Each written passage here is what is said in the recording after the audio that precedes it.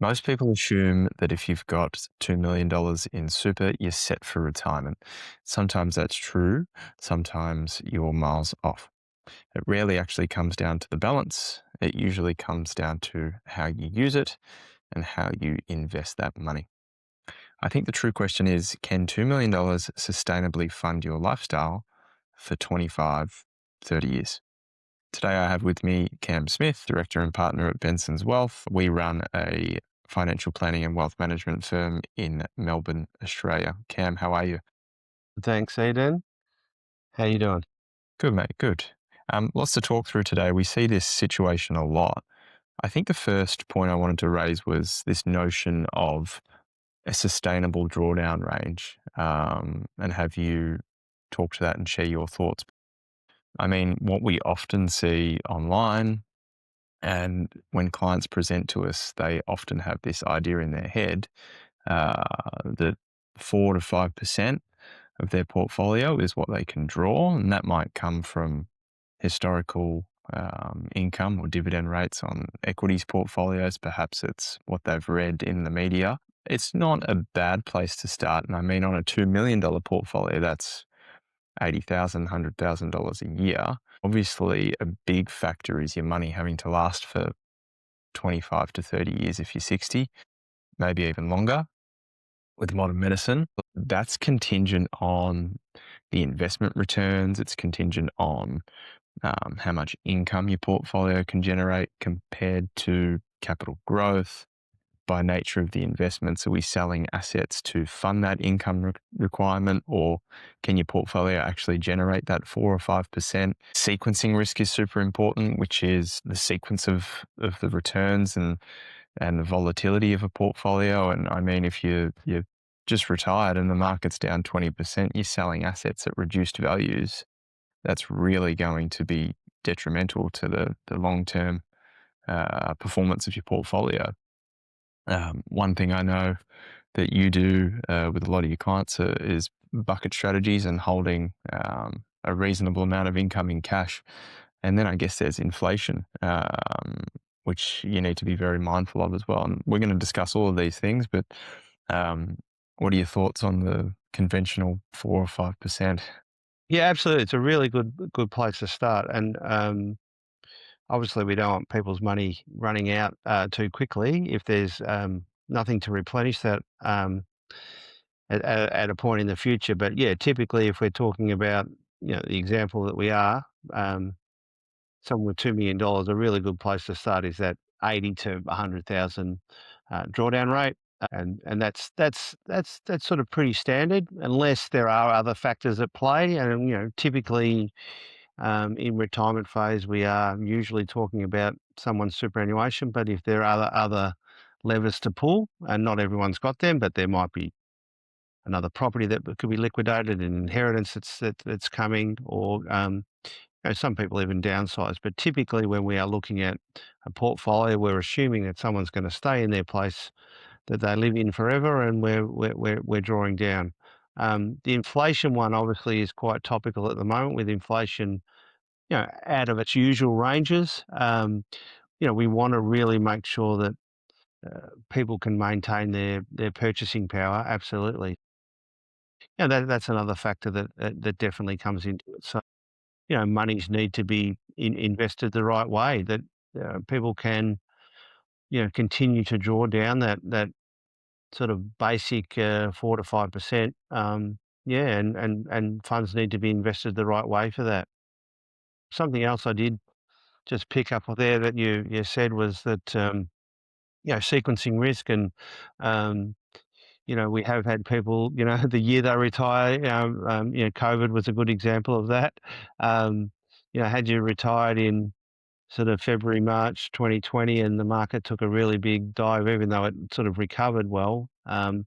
Typically, we do structure our portfolios in a way that we want to cover off on a little bit of that risk, that we don't want people selling their growth assets in a down market. So yeah, typically we have a little bit more money in the cash bucket to start with.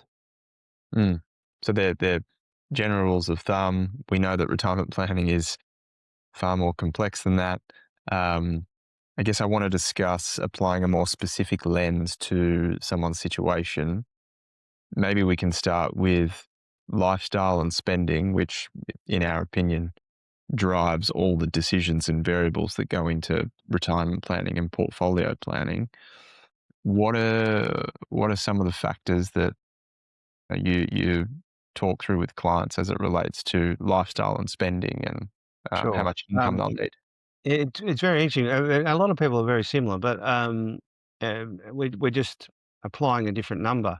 Um, the Usually the biggest and the number one driver for people in retirement is their income need. And that can range from anywhere from 1,000 a week to 5,000 a week, depending on someone's lifestyle and have they got the capital to support that. But usually the income goal, or baseline income, we call it, to meet all their income requirements.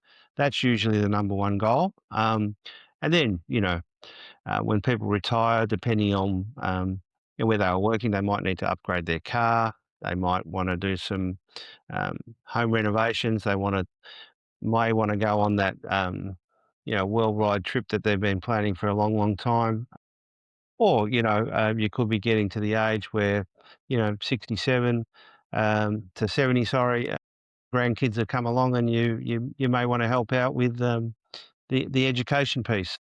Everyone's a little bit different, so it's really important that we understand what the income need is, and the other discretionary spend, so we can actually model these situations out to make sure that your money is going to last you through to retirement. And if it's not, what levers do we need to pull to actually give yourself the best chance to actually make that happen? Yeah. And we were talking about this before filming. Would you say a modest, comfortable lifestyle for most Aussies? You could draw a circle around 100 grand and maybe something more premium, 150. I know you mentioned anywhere from 50 grand a year to 250,000 a week to 5,000, but in this particular scenario, 2 million bucks. Yeah, so typically, and depending on how you've built that 2 million, but um, most people want to continue on with a similar type of lifestyle, and had they done the right things and save for that. But yeah, I would have thought um, maybe a fraction higher in the first you know half of your retirement, and then what we typically see is you might have ticked those things off your bucket list, and you do tend to slow down a little bit in the second half of retirement. So it might be that somewhere between 100 and 120 initially, and then you might drop it back to $80,000 in the equivalent of today's dollars. Okay. Because 150 grand of a $2 million portfolio is 7.5%, which Yeah, is significant. It's almost double 80 grand a year or yeah. 4% of the portfolio, which is going to have a huge impact on how you invest, the longevity of the portfolio, um, and have potentially other consequences too. Absolutely. And you know, we have these discussions with our clients, and there are trade-off discussions. But it also depends on so many other different factors. And again, we do have clients that, from a lifestyle perspective, they might be spending their 150 grand on a $2 million portfolio, that they know that this is going to deplete their portfolio. But um, in the future, it may be that Centrelink kicks in when they get to 85, and they're happy on that, or they are going to receive an inheritance. So there are levers they can pull, or they're just happy to burn through it and enjoy their life at this point in time. But as long as people understand what the consequences are, we can only provide the information, and then they can make the informed Mm. decisions based on the information that we put forward. And what about capital expenses and capital events? Do you find that they're often misplanned or not considered enough? Um, well, obviously, and more recently, it's inflation has really got a hold of things, and life is more expensive now. Even to buy a car, or to buy your grandkid a present. Absolutely, things are more expensive. So, yeah, we need to factor that in. And again, what levers do we need to pull to actually, um, enable our money to last longer. And that might mean investing just that little bit more aggressive, or actually, potentially pulling back what sort of income that you actually do spend. So it's amazing what you can find in your budget sometimes that can save you, 5 or 10 grand a year. Sure, with capital events and capital planning, what do you see? What are the things that people aren't planning for? Is it renovations, home upgrades, helping the kids, home deposits, weddings, travel costs, overseas trips? Well, no, it is all those. We have things pop up all the time, and then with how we work with clients, we actually then model these scenarios to see what the impact is. But yes, it's all of those. Um, the weddings is a big one. You know, uh, we do joke about it a little bit with some of our clients that want to help their kids out and even their grandkids when they're getting married. But there is the wedding tax that comes with the weddings. Cars are another one. You know, um, Everything's become a little bit more expensive. So yeah. So, what are some of the ways that we can ensure those capital expenses outside of annual or monthly or weekly income are actually taken into account and planned for? Um, well, again, you know, we can model this, but for example, if someone needs a $50,000 capital injection to upgrade their car in 5 years' time, or to go on the world tour that they'd planned for 4 or 5 years, absolutely we can factor that in to make sure that is it possible for you to do in the first place, or is there a trade off, and that may mean, by spending $50,000 on a new car, it may mean that, instead of their money lasting through till 92, that their money might, erode by 88, and they're happy to Yeah. take that on. So, from a capital expense point of view, I personally think it's important to consider the next 20 or 30 years, not just the next 10. I think a lot of our clients can have short termism in terms of, um, what do I need to think or plan for the next 5 or 10 years, and it's very difficult to plan or think beyond that. So I think accordingly, having a liquidity plan is important.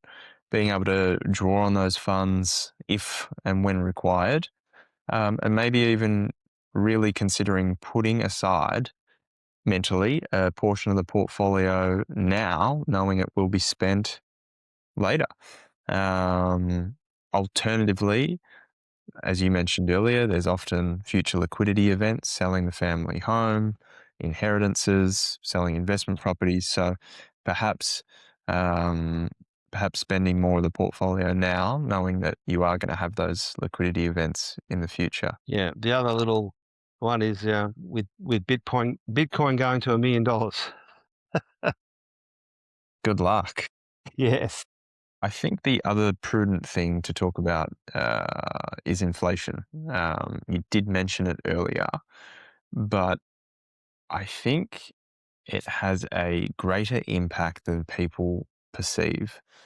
Um, do you see this often with clients, or what's your opinion? Yeah, as I said recently, yeah, inflation has hit hard, and everything has gone up. So people's spending, even though they're trying to rein it in, and a lot of people are really good in times like this, because obviously our clients are sort of 50 plus, and they've lived through even the previous 10 years where inflation was running at, 2, 3%, and money was lent out at, those, the free money stage, I called it. But, so, you need to, be careful in good times and bad times. And most people are pretty good at, pulling back on a few things. Yeah, most of our clients are, you know, work with the times that are there.